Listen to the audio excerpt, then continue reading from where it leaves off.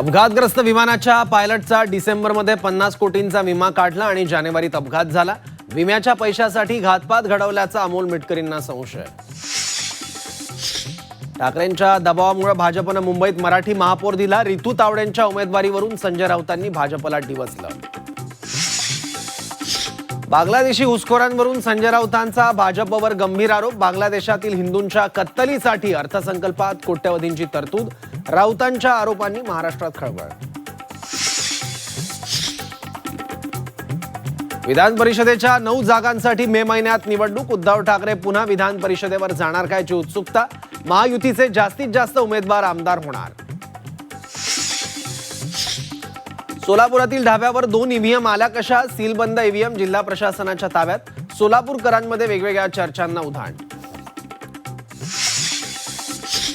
राज्यातील 12 जिल्हा परिषदा आणि 125 पंचायत समित्यांची उद्या मतमोजणी।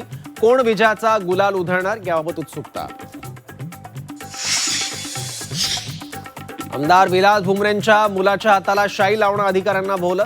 केंद्र प्रमुख दिलीप नरवडेंसह मतदान अधिकाऱ्यांचं निलंबन। छत्रपती संभाजीनगरच्या जिल्हाधिकाऱ्यांकडून कारवाई। 2047 मध्ये अखंड भारताचं स्वप्न पहा। सरसंघचालक डॉक्टर मोहन भागवतांचं आवाहन। बांगलादेशातील 1.25 कोटी हिंदूंनी ठरवल्यास काहीही अशक्य नाही। सरसंघचालकांचा गर्भित इशारा।